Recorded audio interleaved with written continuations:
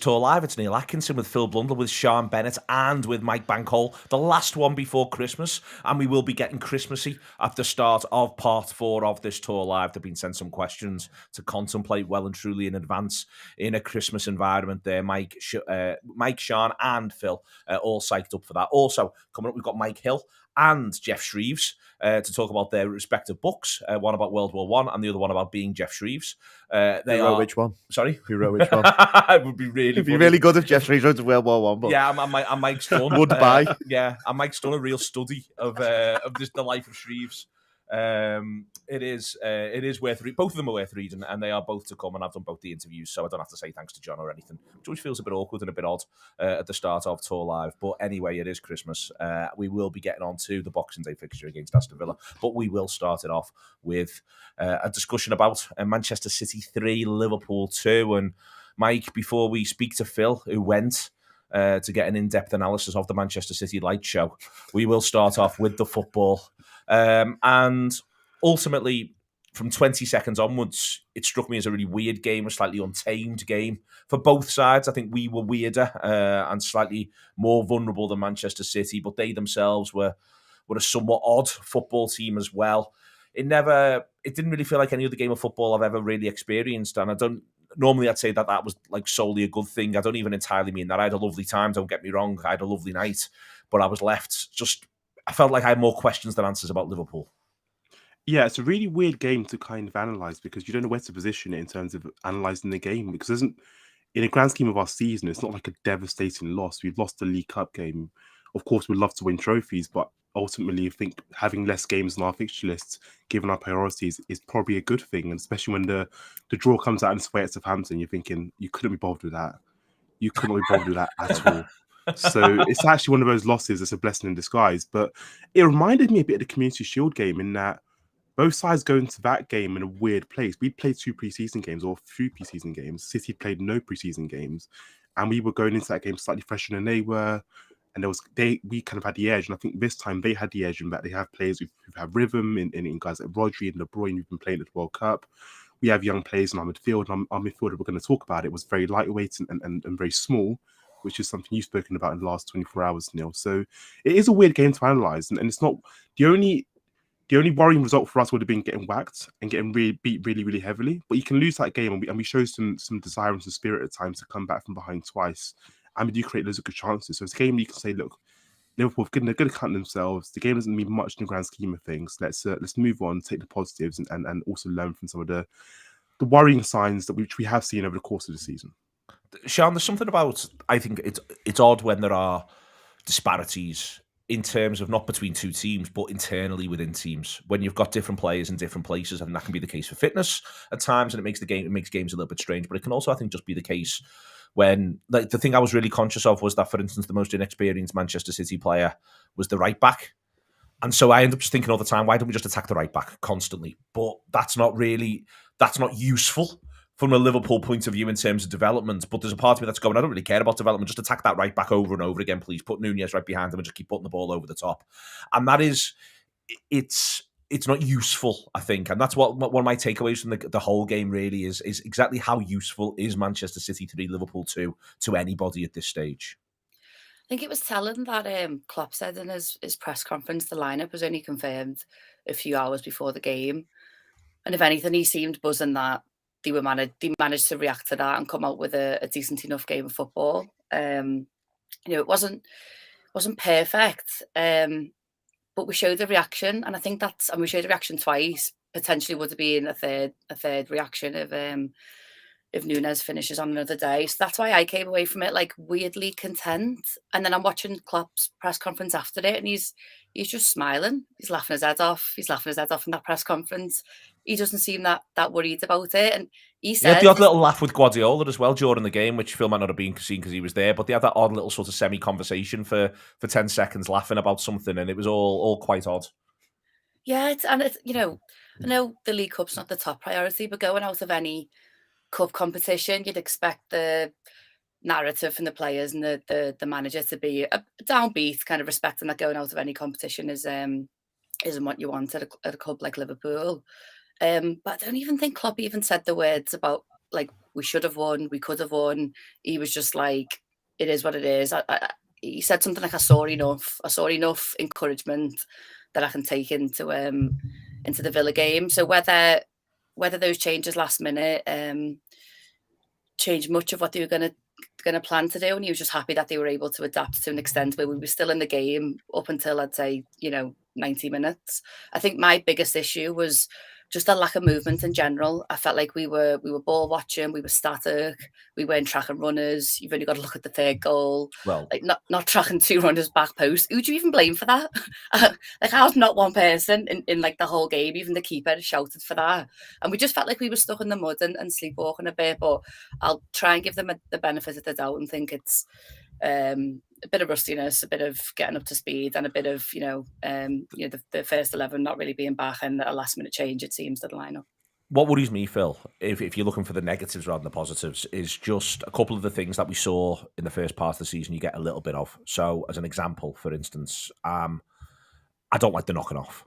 And I feel like there was a fair bit of knocking off that was going on through the game. And the biggest example of it actually becomes the third goal. Only Henderson goes to deal with the fact that they're going to take it quickly. No one else goes out there. Henderson's actually on his own with 20 yards of space by the time he gets there, because no one else has clocked. They're going to try and take this quickly here. And it's knocking off that worries me. It's arguably what happens away at Arsenal, as an example. General football, almost, from Liverpool, doesn't worry me at the moment. It's other little bits. It's lots of the nuts and bolts of the game. And maybe my concern, if I am trying to sort of find a way to talk about this game, my concern is that the stuff that needs to stop. Yeah, I think last night was a lot about sort of removing rustiness from players, because a lot of those players haven't played proper football for 6 weeks. There's obviously just people who went to the World Cup. I think there's only Nunes who went to the World Cup started, and I think everybody else has basically done nothing. That's right, isn't it? Yeah. So that's what they've got to adjust to everything again, get right up to the pace of the game. It's also possibly that they're a little bit leggy, even though they only play 50, 55 minutes or whatever, that they've not done that at that intensity for such a long time. Yeah. That's almost what last night was about. I think it helped that it was the fourth round. It helped both managers that it was the fourth round. If it had been a semi-final, or if it had possibly even been a quarter-final, there's probably a little bit more sort of, right, we actually need to win this, because if either side losing the fourth round of the cup to the opposition, like the literal opposition, as in we lose to Manchester City, I think we're basically now going, well, yeah, that happens, it's fine. There's no disgrace in losing away to Manchester City. I think it would have been the same the other way around.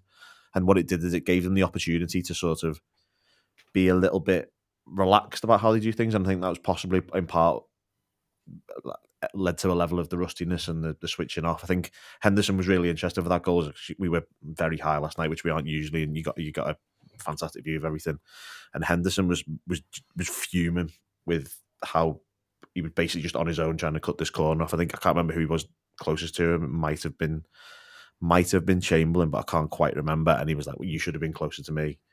And he looked very annoyed. But it's one of those. It's you win on Sunday. It's Monday. Honestly, I've lost track of days, and it's not even started yet. I know, but it is Monday. Yeah. Boxing Day. Just call it Boxing Day. Yeah, let's give them all the title. The 26th. Let's give them all the formal title from this point onwards. Christmas Eve, Christmas Day, Boxing Day, the day after Boxing Day, etc. I could go on. We've got that the 28th still a bank holiday as well. It's got no name. You can't even call it the day after Boxing Day. Well, I think we need to sort something. Yeah, we'll come up with something. Yeah. So there'll be a saint. Get a man on it. We'll get someone on it. If we can find out what the patron saint of the 28th This feels like something Gutman could do. Yeah, I reckon Gutman could box the 28th. Yeah, he could give it a title. We can sort all of that out and go from there. The shape is, to me, Mike, of interest. I think that the 45 Carvalho, 45 Chamberlain is of interest. I think if that was a test for who's going to play the game against Villa, I think that Chamberlain possibly wins it in the end, which is an odd thing to say given the fact that Carvalho scores the goal in the first half with a really, really neat finish. I think that the shape itself, it just felt too little. And that's a weird thing to say because that's not actually about the shape, but it's more if you're going to try and play in that way and play with only three midfielders, you need them to be physically imposing and get themselves around the pitch. And it felt that City were able to play in the spaces that those players were leaving. Yeah, and I think that's one of the big issues I have with our team at the moment. It just feels like it's a team that can be bullied in spells and can be overrun in spells. And I think yesterday we see that the midfield just isn't as powerful as City's midfield. And it's weird because City have gone on a journey where they were the team that were really technically gifted and had like kind of these small magicians and these like David Silva.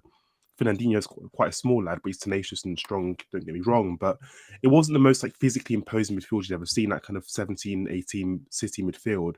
And now you fast forward, you have Kevin De Bruyne in there, Rodri's an absolute monster, probably the best number 6 in the world. And then they have like sometimes Gundogan in there.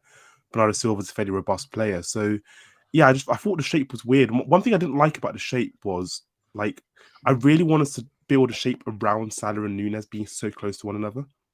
Like that's something I really want our shape to be for this next few weeks. Given that we have injuries in the front three areas, given that Salah and Núñez both look to link up with each other and link up with each other well, I think that really is way home for us over the next few weeks. I think moving forward, any shape we look to kind of put out on the pitch has to have those two really close together. So that was one of my main concerns. And you actually see for the goal, Núñez's pass, the composure he shows to get the pass to Salah is really, really good. He's running at top speeds, like Torres speed, down the channel, squares it to Mo with such composure.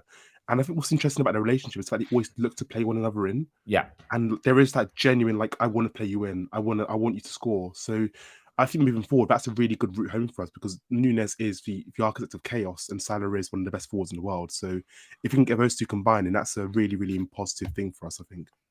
It is a positive thing for us, but Sian, the concern for me is at times I think we're asking footballers to do stuff that doesn't suit them, and you know I'm struck more and more every single time I see a team. Mike mentions there, Man City is a really good example of it, and that I think that is the thing they've taken from us since 2018. You know, they are more physically imposing, and it is something that I feel as though Liverpool have conspired to drop the ball on a little bit. I think there's too many. There's too many footballers that Liverpool are picking on a semi-regular basis who just don't look as though they're quite at the physical level and demand that is going to be in the game. And when you want to play a really physically intensive brand of football, which the manager does, that is going to create a problem for him. Yeah, the midfield was light, but just tiny. Like that's got to be one of the smallest midfields we've ever put out on a pitch.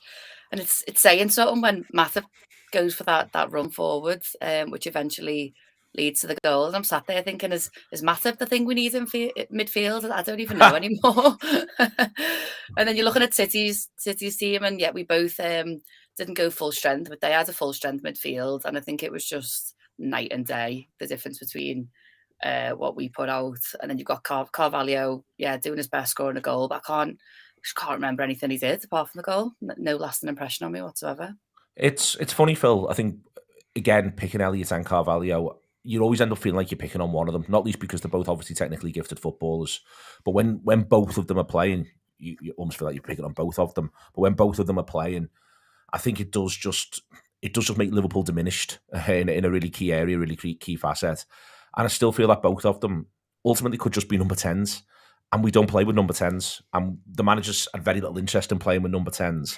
And again, I'm just still not entirely sure where either of them are going to fit into Jurgen Klopp's Liverpool. And that this isn't a conversation really about whether or not they're good, because I could see how they could fit into a number of top 6 teams in different areas. I just don't quite see how they fit into Jurgen Klopp's Liverpool. Yeah, it feels like he's trying to play number 10s at number 8, doesn't he? Which is possibly not the best idea. They're both technically excellent footballers, I think. They're both very switched on. They know the right thing to do. They know what to do. The problem is they're not big. To say they're not big or strong seems really harsh. It just feels like you're sort of being unnecessarily mean, but they are, they're both sort of 5'7", and they are 5'7". But neither of them are genuinely quick either. No, that's exactly what I was going to say, I was going to say you can get away with that if you're offering the ability to break on a team and run past the fullback just by literally kicking the ball and running around him, which is what some 5'7" footballers can do. Like, I'm pretty sure, for example, if we'd have played Bennett last night, who's a 17-year-old who's done very little for the club, he could have got the ball, kicked it past that Rico Lewis, was it? Yeah. Ran around the other side, and that might have actually made a difference, which is not even necessarily saying he would have done something with the ball, but that was one way to sort of get out of jail. I don't know if you saw, did you see the pass map that someone stuck on Twitter before? No, it's insane. Like, I'll try and find it for you. It doesn't really work in the medium of live effectively radio, does it? But they'll be fine. It's mad. I think it's beyond the posts or something on Twitter if you want to Google it. Yeah. It's like no they're usually a bit mad pass maps and they're quite hard to understand. But this was like no shape or structure that I've ever seen anything before. It was like 3 players were sort of on top of each other between sort of the centre mid, right back and centre back area. It's really weird. And it felt a bit like last night that there was a lot of he's just throwing players on the pitch. If it works, it works. If it doesn't work, it doesn't work. We get players up to speed. That's what I feel like he'd sort of calculated the fact that losing was okay last night. I know that will annoy some people. Doesn't bother me personally, but I think a lot of what he did last night in terms of decisions was based around the fact he didn't really mind if we lost, and it was more like get players on the pitch, get them minutes, get them fresh. I mean, he doesn't mind if he lost. I'll come back to you on it, Phil. First, you've seen now that Meg's already mentioned they're going to Southampton away. That's coming in between the third round of the FA Cup and our game away at Brighton. If they get through that, and I'd like to think that they would, and I'd like to think that if we'd have gone through, we'd get through that as well. It's then back-to-back games either side of the Chelsea game in the semi-final, because that remains 2 legs. What suddenly hit me was there's been very, very, very few blank midweeks for this manager, his players, I think, in 18 months, which is startling to sort of think about, but it'll actually give them some time to work together on the training ground. Yeah, it also means that you're not putting miles into legs as well in terms of having a period before the sort of the push from the spring. Like, spring is traditionally been ridiculous for Liverpool, and we've had rearranged games. I mean, our last 3 midweek last season was in January, I think, wasn't it? And this time we've got 3 in January. It's such a change of pace what the manager's used to and how he's able to prepare players. They'll be able to do a lot more stuff on the training ground as well. I thought they've clearly done some things on the training ground, though. I thought it was really interesting that they basically decided to copy Napoli's way of taking goal kicks against us. Yeah. Because I think we actually had centre-backs taking goal kicks. Like, Joe Gomez took some goal kicks last night. I'm pretty sure that happened, and I wasn't imagining it. Yeah. Like, that's a completely alien thing to us. Kelleher was very, very confident in where he was passing the ball as well. Like, he was passing the ball backwards at times, and he was waiting until someone was right in his face. Now, obviously, that can go wrong, badly wrong, and we've seen it. We scored a goal at Chelsea a couple of years ago against Manchester City. Cup semi-final last season, it does have the ability to go wrong, but it's also different. And it is something that was different for him, and they've clearly been working on things. So they get January to do even more of that when they're all back, because that's the key point.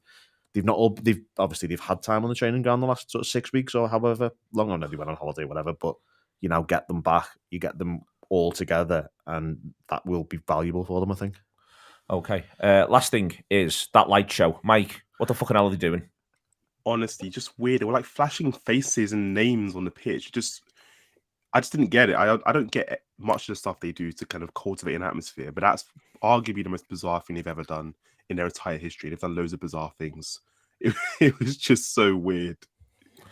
I think it was genius, because it was that fucking weird. I think for the first 10 minutes, all of our players were still replaying it in their heads, thinking what's just gone on. And I think that explained the first 10 minutes of the game, because it was just that jarring that it gets in your head. It's still in my head now.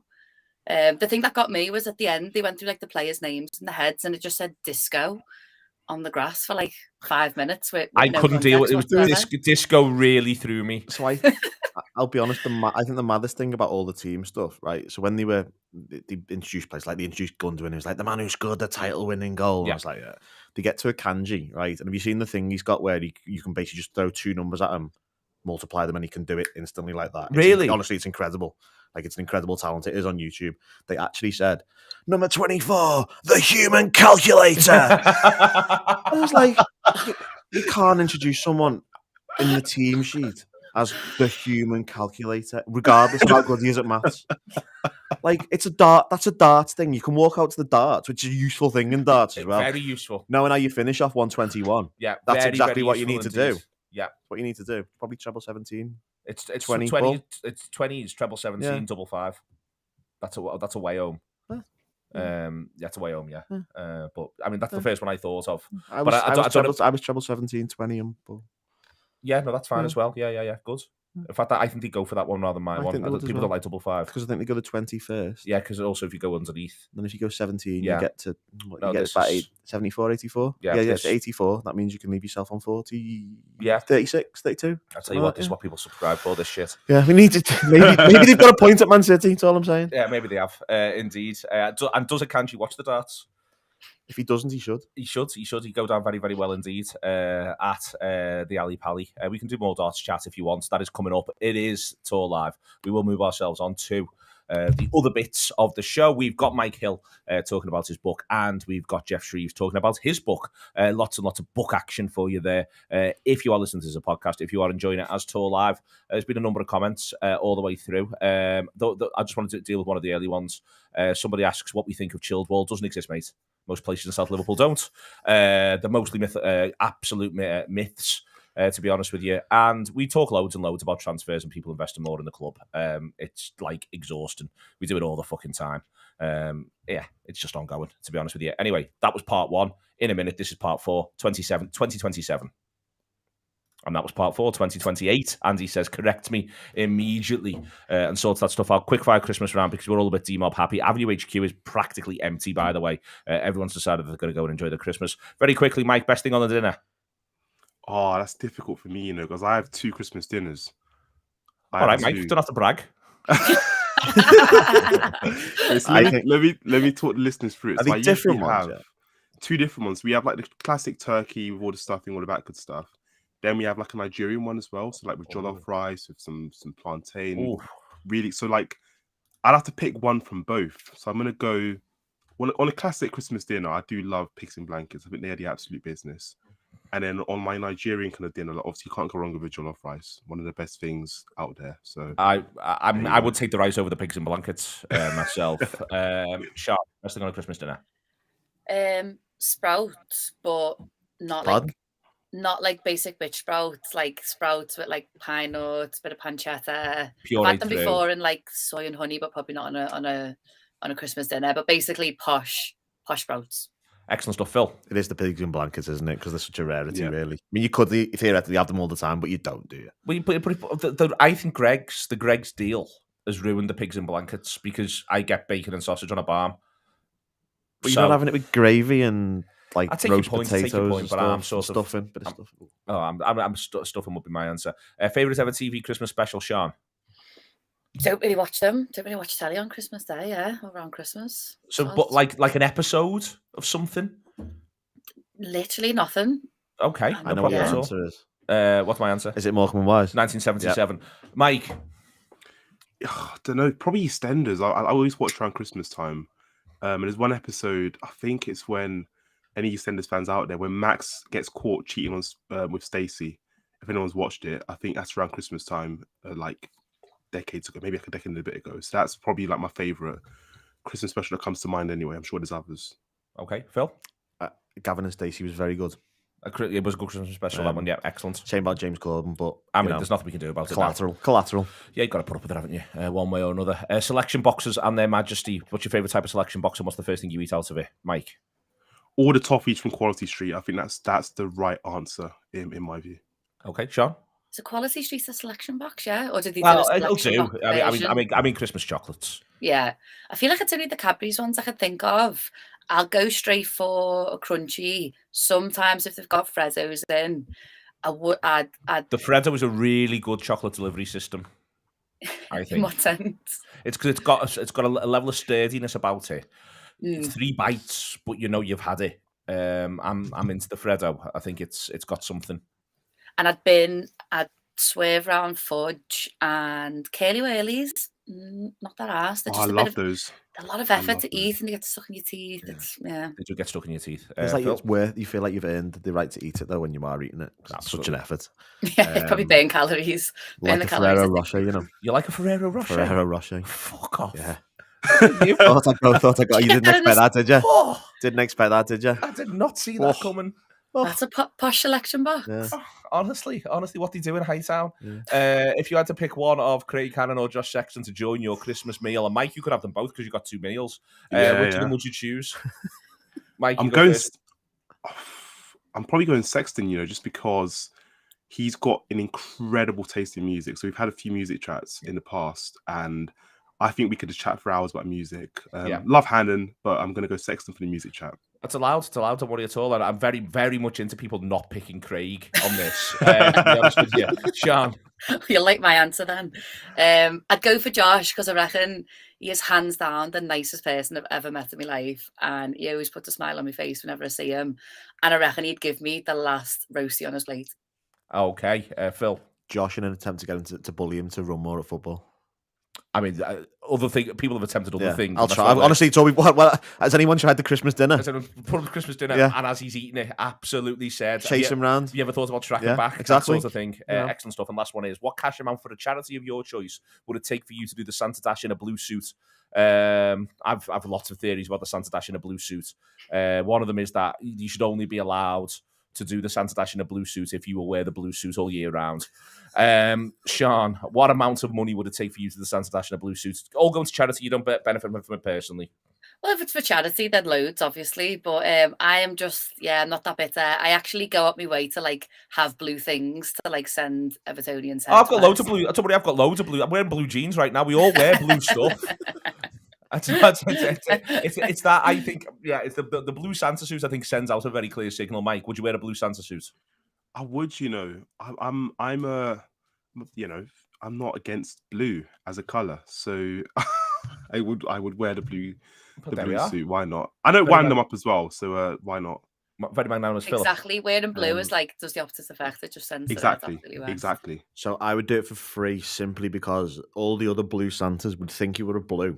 So you'd be able to have some fantastic conversations. You'd have blue chat, and you'd be able to be like just the opposite of what they all are, whilst they think you're a blue. You'd be able to this manager can't be having him, mate. Not having, and you'd honestly the amount of fun you would get out of it, you wouldn't. Do you know what? I'd do it. I'd pay 50 quid to do it. Marvellous stuff like going to Denby. All right then, the gaffer in his press conference. I'll go to Denby in a bit. By the way, Phil, I think I'm out the pub or the place in Wales. The pub.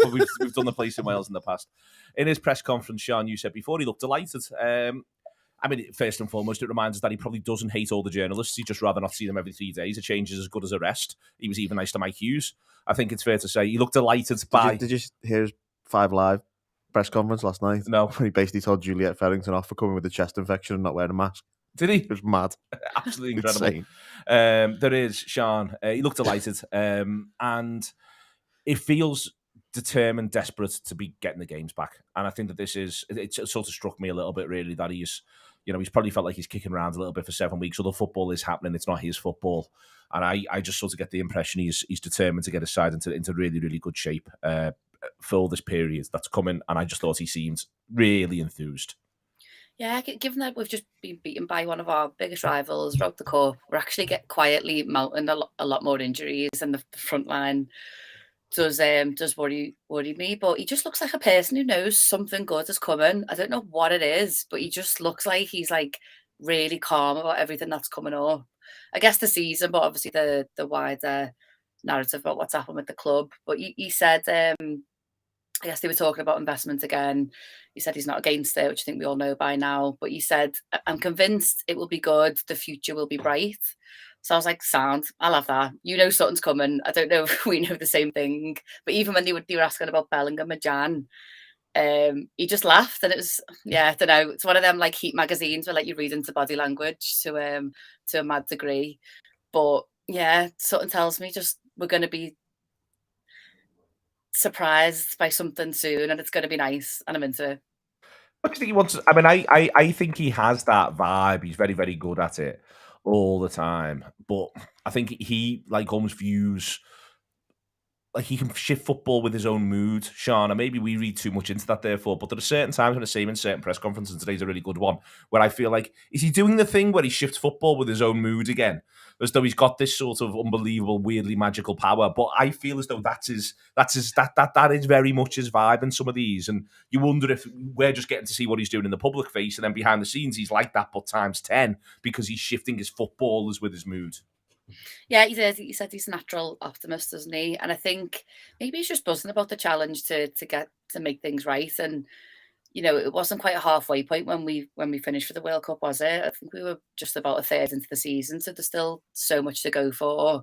He's obviously seen stuff in the break that is giving him hope, and then maybe there's something that might happen in Jan that's going to bolster the squad. But yeah, maybe it's what's it called when you think something good and then it happens? Manifesting. I can't think of the word. Yeah, he's just manifesting a good season and I'm into it. I'm into the manifesting, but injuries are annoying, Mike. I'd like him to manifest no more injuries, please.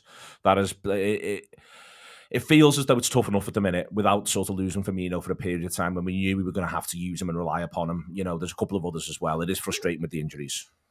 It is, and it feels like we're just being really unfortunate with the injuries. The Jota one feels a bit unfortunate. The Diaz one feels hugely unfortunate, and Firmino, altering his plans for City game again feels hugely unfortunate. And I think the issue we've had in recent seasons is that all our injuries seem to be condensed into one particular position in the pitch. So we obviously had a centre-back season, we've had a few issues in midfield in the past. Now we seem to be like all of our forwards bar 2 are fit, and that's obviously a concern. So I hope moving forward that, obviously Diaz will be out for a while, but hopefully Jota's back in January, start of February. Hopefully Firmino's not out for too long. But I just worry with kind of the number of games we have coming up. I mean, January's lighter schedule, as Phil mentioned, than usual, but I just hope no one else picks up a knock in that area of the pitch. Like, I hope Darwin doesn't pick up a knock in that area of the pitch, because then you're really looking at like sort of. You best not be manifesting here, Mike.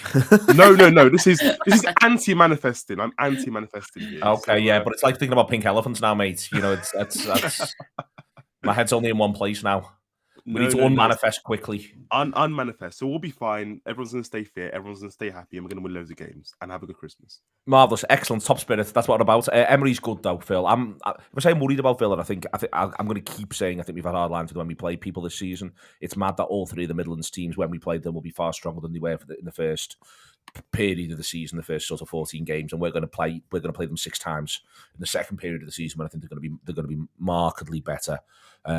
But all of that said, I feel like it's going to be a difficult place to go on Boxing Day, I think, and I would take 0-0 at half time. Yeah, absolutely. Yeah, absolutely. We've seen him before. We've had him in Sevilla. We've had him Villarreal. We had him Villarreal last season, didn't we? Arsenal, I think Arsenal's a different kettle of fish with him though, because I don't think the way Arsenal were really allowed him to display what he is about in terms of how he sets a team up and how he manages and how he gets what he gets out of footballers. Whereas an Aston Villa, who are sort of a middle of the road Premier League club, are probably where he is best at. If you look at some of the teams he's done, what he did at Sevilla was fantastic. Because Villarreal, I think, again, wasn't amazing at PSG, wasn't amazing at Arsenal. They're the 2 biggest jobs I think he's had. But I think he was okay at Valencia as well. He's just generally able to get teams who are, say, the 12th best, he can get them 7th best. And that is probably a similar thing. That's what Villa should probably be currently aspiring to, isn't it? So he's had the time to do it on the training ground, because I think they lost 4 players at the World Cup. That was all, very, very few. And one of them was the goalkeeper. We covered this the other day on the show where I bantered Heaton about goalkeepers not being real footballers. Not real footballers. No, not at all.